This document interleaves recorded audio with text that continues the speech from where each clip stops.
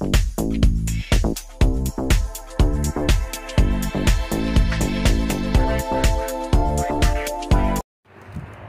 going on, ladies and gentlemen? It's Mike with M&M Landscape. We've been out here on this job for a couple of days now, and we're going to wrap it up today using the Chinese mini excavator, a billy goat, and a weed eater and a blower. You know, those tools that we use on a regular basis.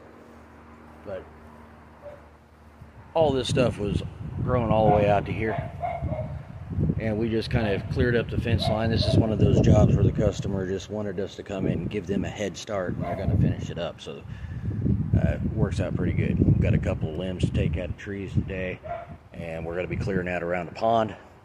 So stay tuned. The wife's going to film today. I didn't film the first part of the job because we were busy. The wife needed to have music, and I only have one phone on the first day, and you know, sometimes the wife wins out. So we're going to get started off by loading this stuff in the back of the trailer using my 16-footer here as a huge wheelbarrow, using the Chinese excavator to load the stuff in the back. And then I'm going to back about 100 yards and then unload it in that fire pit. Chinese mini excavator only does about 1.5 miles an hour, so taking this stuff and moving it, you know, 100 yards is just time consuming. It's better just to put it in the back of your trailer, get over there, drag it off, unload it off the back of the trailer. Alright, and we got a bunch of pine needles to move. I mean, a crap ton, like years and years of pine needles to move.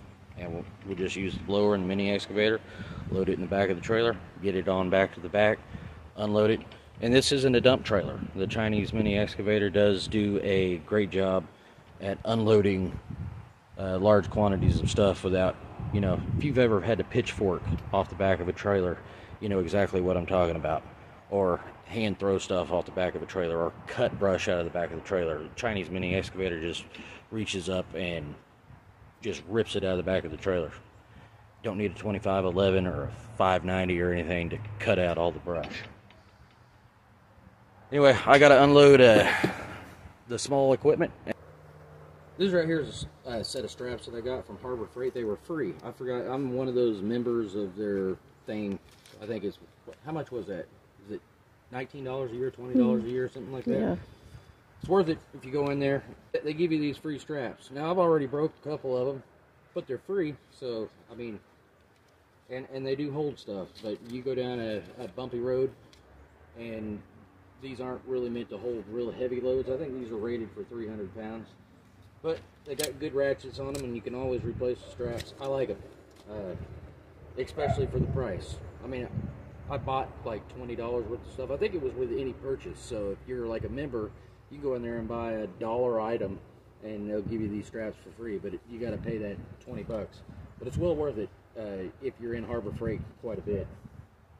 Thing that I've noticed that see these 5-gallon cans, I can handle them fine. But when you got that Chinese mini excavator, you want to get yourself a smaller can, like a 2-gallon, 2.5 gallon. It's just so much easier. And damn, gas cans, what, 30 bucks now? Used to be $5. Back in the day, we used to just take our whole milk gallons. And I remember putting gas in a milk jug. I don't know. Probably put gas in a milk jug now, and it would just disintegrate on you.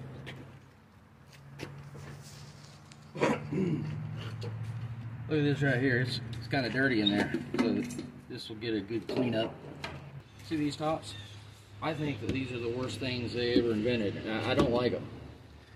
I do not like them. They leak. The oil rings always mess up. Has anyone got a better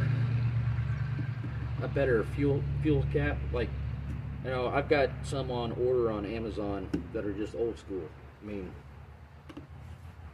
these spill more fuel, I think, than the old ones do. The reason why you want one of those little 2-gallon ones is because these are kind of the way this Chinese mini excavator fuels up on this Briggs & Stratton engine. You kind of want a smaller tank. I like to let it cool down a little bit before I put the next tank of fuel in there. It's really hot. I don't think it would happen, but you know, in my mind, I'm constantly thinking about it would suck to be putting fuel in this thing, and then the fuel ignite because of the muffler, and then you got a big old fireball in your face. So best just let it cool down for 10 or 15 minutes before you put the next tank of fuel in. That's my personal opinion. Your opinion may be different, and if it is, great.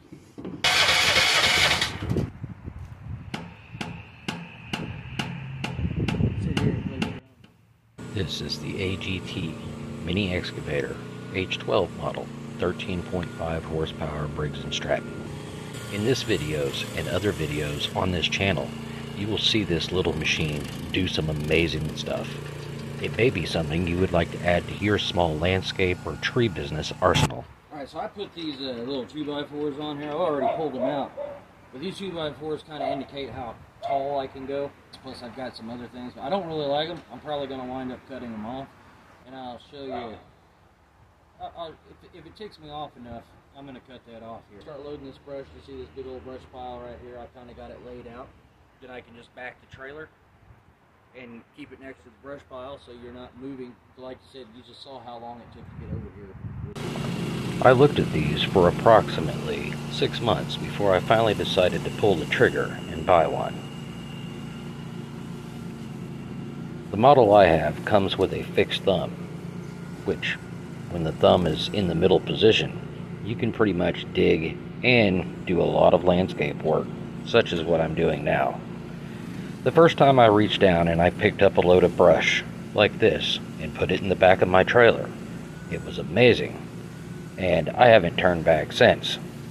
I would recommend this to anybody who's ever loaded or cut brush out of the back of a trailer.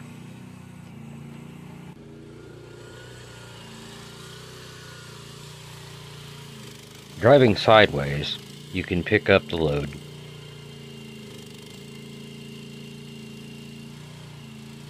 Then you can go the opposite direction and just swing it right into the back of your trailer.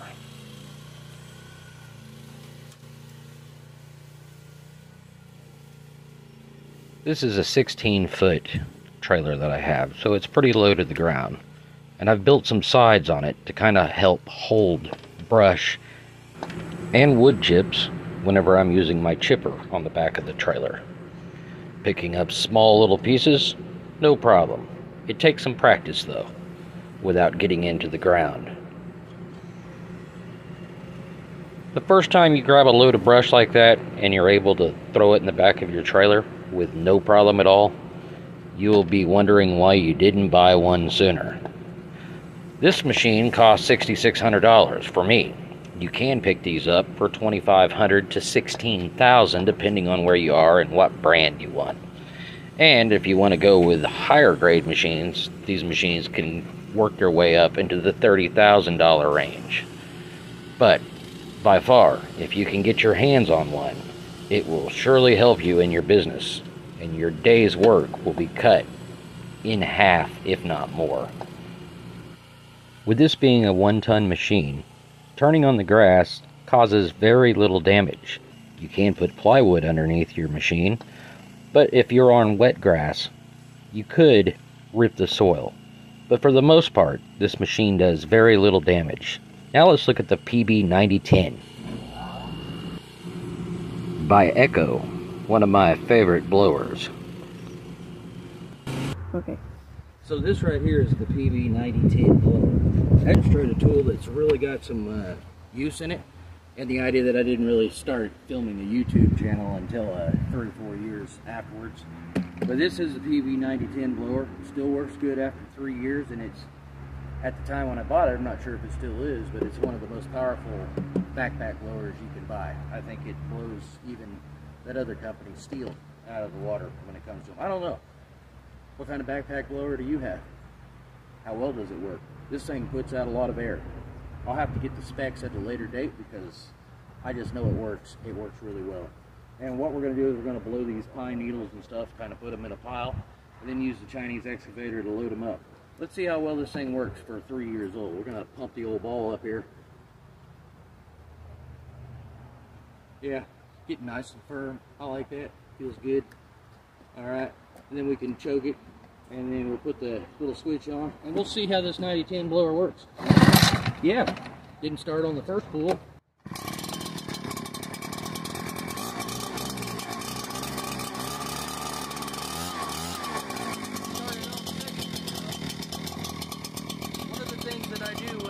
blowing is I like to find out which way the wind's coming from. And I don't want to blow into the wind, I want to blow away from the wind. Does that make any sense? I don't want shit blowing in my face, in other words. Sometimes you can do that, sometimes you can't. Today, I'm going to get lucky, I hope. Let's see. When it comes to the PV9010 blower, like I said, I had an old Craftsman blower I bought at Lowe's. It actually had a higher mile per hour at the nozzle. But later on, I found out that miles per hour is not important. CFM is where the money's at. Cubic feet per minute. How much air can this thing move per minute? And this 9010 definitely has the power. I've actually been able to blow small logs off the back of my trailer with it. This is one of the coolest blowers I've ever used. And I'll probably buy another one. Getting some of that stuff out of there. It's all a way on you use the tools.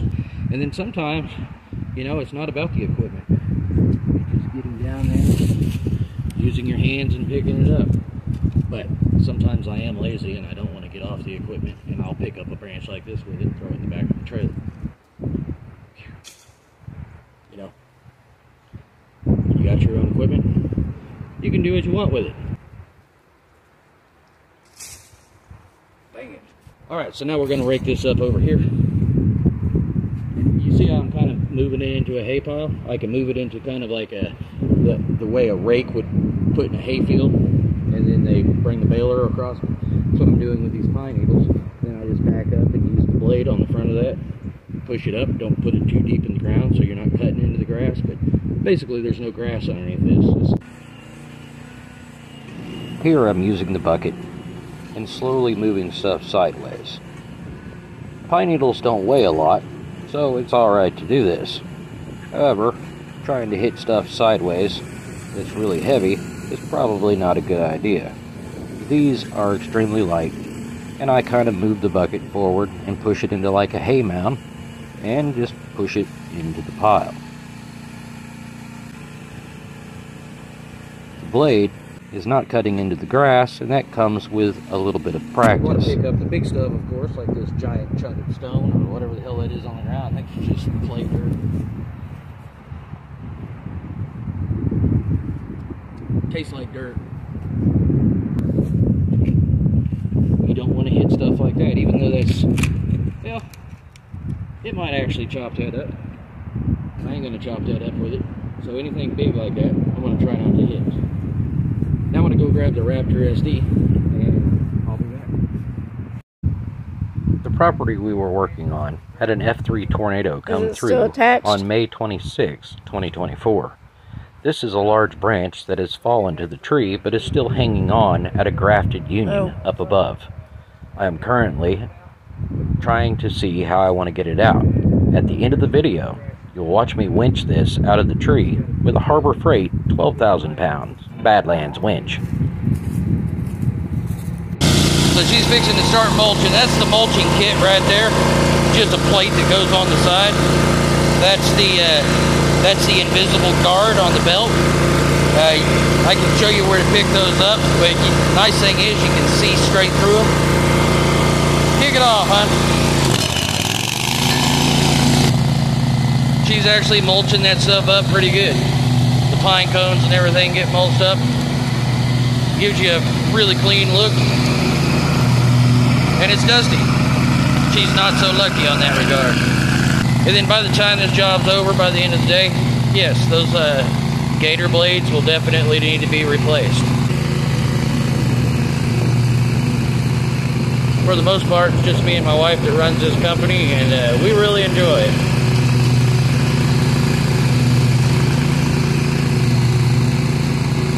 Wait till she gets over here to this other section, but you see how that's cleaning up the yard really good. Just sucking that stuff up right up underneath there. The wind is at our back, so if you go slow enough, the dust will stay ahead of you. Yeah, this is not a commercial grade mower. I believe it's the top. It's like right on the mid grade of the top residential mower, but not technically commercial. I've been using it as a commercial mower for 5 years, and it has got some really hard hours on it. I think that's a wasp. Yeah, that's a wasp. It's supposed to be 93 degrees today, but we got, what, a 20-mile-an-hour wind coming directly out of the south, and mainly in the shade here. It's like one of those perfect job sites. Sometimes the big equipment doesn't get you that final result like old hand tools do. It's hard to find people that want to use one of these, especially today. They just don't want to do it. But anyone else have problems with that? Hiring people and put a rake in their hand, and at lunchtime they don't even come back. They don't even let you know. They just say it's too hard. Then you got to chase them down to pay them for the half a day they did work. That's landscape. But there is another tool that works a little better. It works really good. It's kind of heavy, but I do like it. Heavy?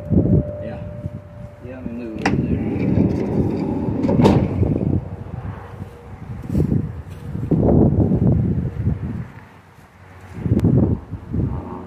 So we'll see if we can get this thing started. Is it a 2620? Can't tell. I've had it so long that the stickers are going off. I think it's a PS 2620, but it's the multi-attachment. You can put all kinds of attachments, weed eater attachments. But I bought this broom attachment, and I like it. Typically, it'll start up pretty easy. As you can see, it pushes.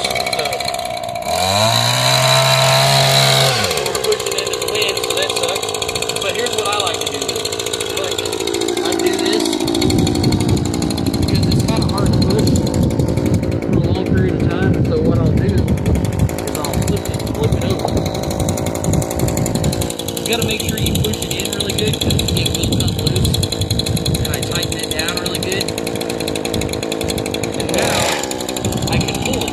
It'll throw stuff all over you, but check this out.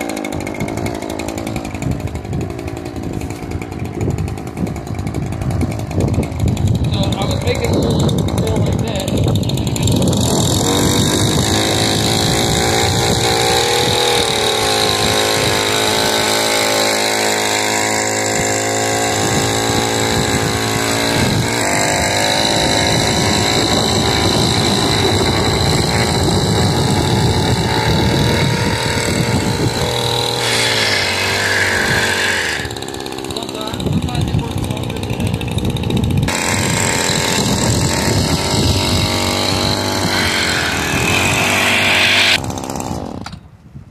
That works out pretty good, and then you can see, but it does a really good job at cleaning the ground up. You can see that they got all the way down to the ground.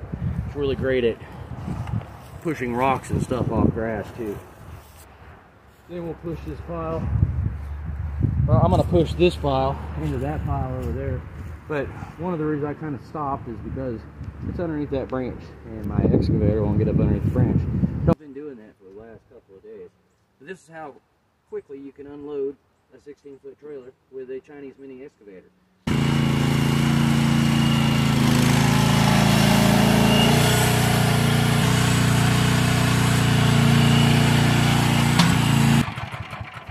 So I don't know how long that took, but it was really easy. I'm not worn out or anything like that. Everything else can be blown out with the blower. And I'm not even going to unload that because I'm just working 100 yards down there. But I'm going to show you a neat way to load pine needles and small stuff really fast, as long as you've got a good ramp. You got to see that diamond plate back there? You don't need that on your trailer, but I'm telling you what, people, if you can weld some back there, it helps. The other things you want to watch out is when you're pulling stuff off, tension, compression. This thing can make a branch have a lot of tension and compression. And it's close enough to you, you don't have really a lot of cages on these things. So one of those branches could whip around and hit you right in the face at about 100 miles an hour. And then you'll know it, or you'll be knocked out, either one. But one of the things about it, they do hurt. Trust me. Don't ask me how I know. Is that an owl? Is that an owl or is... Zoom in on it. I can't show it to people because... Is it an owl? I don't think that's an owl. Yeah, it might be a hawk. Yeah, I think it is. I can't see it. Believe that it's a hawk. There he is. I think that's what sound they make. Yeah, my high quality camera just makes it look like a big old black blob. So some people have asked me why I got that strap behind there. Well, I put the diamond plate on there and it catches a lot more air. That strap is just there for safety in case the pins break. Putting the diamond plate has a lot of advantages, but it does have one disadvantage. Your fuel mileage will go from, you'll lose about 5 or 6 miles per gallon in fuel. I mean, it's worth it. It's worth the extra fuel for having that diamond plate, how much stronger that makes your ramp. I'm fixing to show you how to load this stuff up quick. Like, you got this whole pile here. You can sit there and grab it with the thumb and put it in there, and that's fine. I'll show you just a quick way to give you a head start on a pile.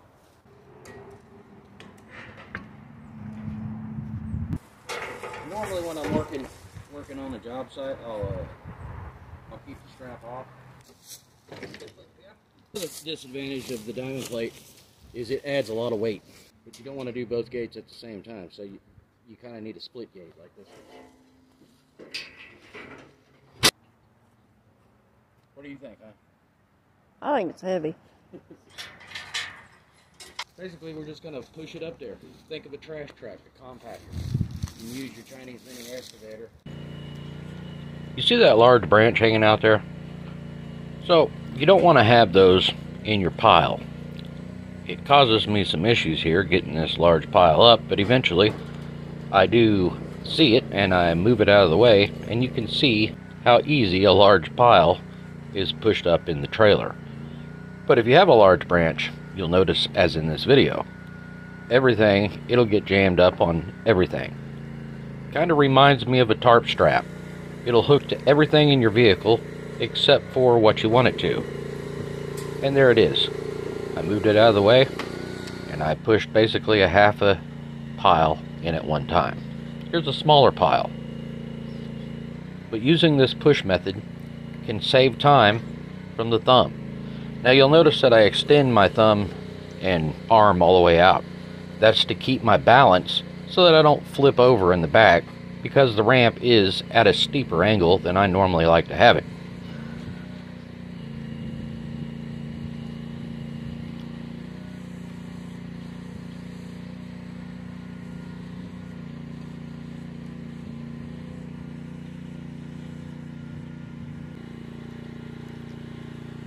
Pushing more into another big pile that I will soon just load with the thumb, what I would call the traditional way.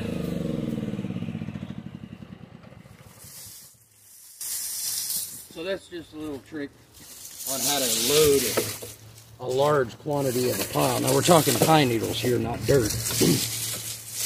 But you can load them pretty quick by pushing them up the back. Now I kind of got a steep angle on my ramp, and that will put a little foam up your butt because that was a steep angle, you can see there. But don't try that unless you're comfortable doing what you're doing. Ideally, you want to keep the ramp a little longer or a little bit shorter, and typically that would work a lot better if I wasn't making a YouTube video. But I want to put it out there that that's one way to load one of these 16-foot trailers up pretty quick with pine needles. You don't want to be putting a 5-ton excavator on one of these things, but that's a 1-ton. Just be careful. And that was just one push, so it would takes a lot of scoops to put that on there. But also pine needles do, you can grab a lot at one time. That's another thing about the diamond plate. You run into that stuff with that, it just makes a loud bang and you realize you screwed up. By this time, we're finishing up toward the end of the day. I'm trying to back around an in-ground septic system, that little purple pipe there, and we're going to pull a branch out of a tree that kind of got knocked down by a tornado a couple of months before. I told the customer that we would get it on the bid, and it was the last thing we were working on. Hope you all enjoy. Tell me what part of the world you're from, or what state you're from. And if you actually made it this far in the video, just give a shout out, said, I made it to the end, Mike. And then like and subscribe. I do appreciate it.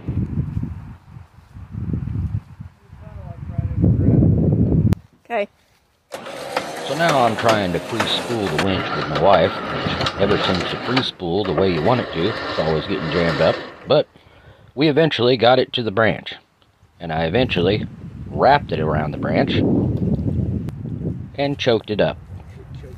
And now we're going to tighten it up and we're going to pull it loose. And I'm going to stop narrating so you can watch this. Got a little bit of stuff on it today. Gotta clean that up. Blew down by a tornado. And we're just going to try to get it up out of the tree. Hopefully, Murphy's Law states that everything works right, perfect the first time, right? Mm. Reach it in the back of my trailer at about warp 5. Look out, baby. Let's get over here.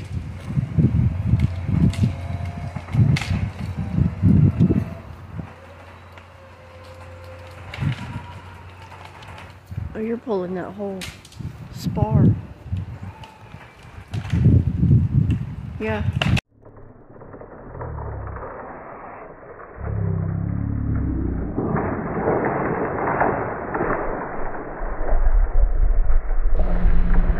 Now let's watch that in real time. Whole spar is.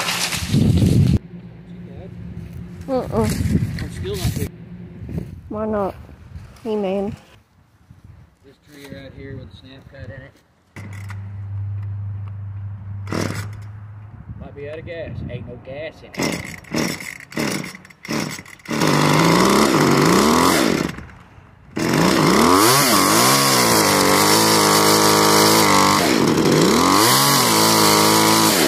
This thing is dull and needs tune up. See if I can do it now. Yeah, see? It's my walking stick right there. And doing stuff like that is what makes people big bad tree men. Whoop-de-doo. When you get off work, I don't know if you can see it in the camera, but there's just dust flying off me. Now, if you got dust flying off you, that means you were doing a dirty job. If you don't have dust flying off you, well, then you were better than me. Well, have yourself a great day. The end of this day is over, and I'm ready to go grab something to eat. Have a great one, everybody. See you next time.